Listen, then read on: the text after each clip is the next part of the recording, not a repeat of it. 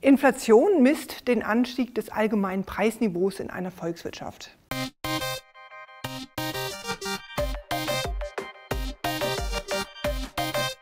Nehmen wir an, Herr Hempel geht immer in denselben Supermarkt und kauft genau dieselben Lebensmittel ein. Im letzten Jahr hat er 10 € bezahlt, in diesem Jahr zahlt er plötzlich 12 €.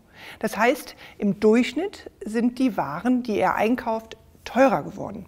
Die Kaufkraft von seinem Geld hat also nachgelassen, sie ist gesunken. Ähnlich wie im Fall von Herrn Hempels Warenkorb ist die gewöhnlichste Methode, um Inflation zu messen, dass man den Preis eines imaginären Warenkorbes berechnet, der aus den Dienstleistungen und Gütern besteht, den der Durchschnittsdeutsche konsumiert. Das ist dann der sogenannte Verbraucherpreisindex. Inflation entsteht immer aus dem Zusammenspiel zwischen Angebot und Nachfrage. Das heißt, Preise pendeln sich immer so ein, dass das gesamtwirtschaftliche Angebot gleich der gesamtwirtschaftlichen Nachfrage ist. Und dementsprechend kann Inflation auch von beiden Seiten entstehen. Sie kann von der Nachfrageseite entstehen und von der Angebotsseite. Nehmen wir also an, die Gesamtnachfrage in einem Land steigt, während das Gesamtangebot an Gütern und Dienstleistungen konstant bleibt, dann steigt das allgemeine Preisniveau. Wer beeinflusst die Nachfrage in einem Land? Das sind Haushalte, Unternehmen, aber auch der Staat. Nehmen wir beispielsweise die Haushalte. Die beeinflussen die Nachfrage durch ihr Konsumverhalten und ihr Sparverhalten.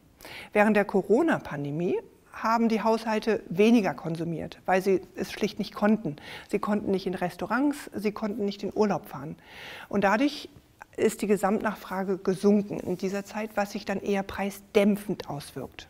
Der Staat beeinflusst die Gesamtnachfrage durch die Steuerpolitik, aber auch durch Staatsausgaben und Staatsinvestitionen.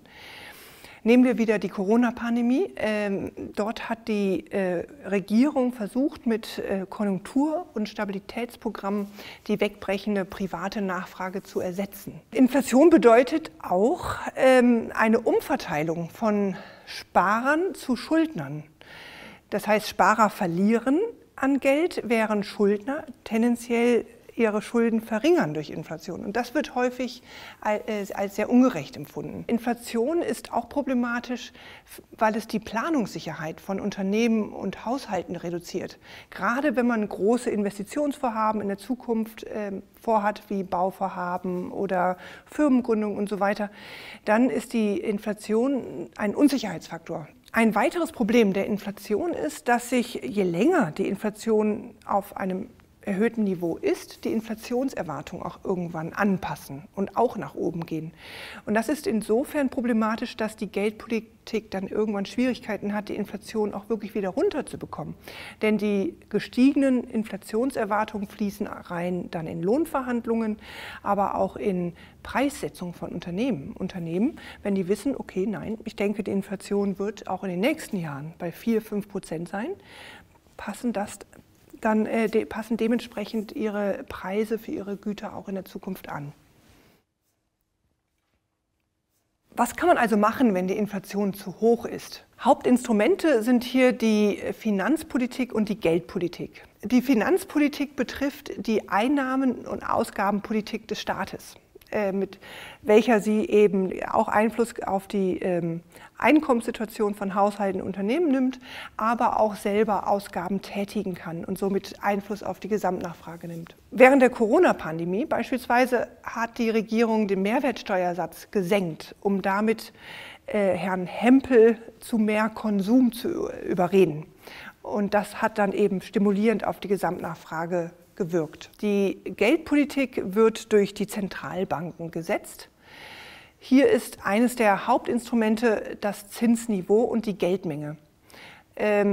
Durch das Anheben des Zinsniveaus beispielsweise verteuern sich die Kredite, sodass Unternehmen und Haushalte weniger investieren und dadurch zwangsläufig weniger konsumieren. Und dadurch wird die Gesamtnachfrage gedämpft. Die Lösung ist, die Gesamtnachfrage wieder in Einklang mit dem Gesamtangebot in einem Land zu kriegen. Und hier gibt es verschiedene Politikmaßnahmen, die hauptsächlich die Gesamtnachfrage ansteuert. Ist die Inflation also zu hoch, dann versucht die Politik, die Gesamtnachfrage zu dämpfen. Ist die Inflation zu niedrig, versucht die Politik, die Gesamtnachfrage anzuheben.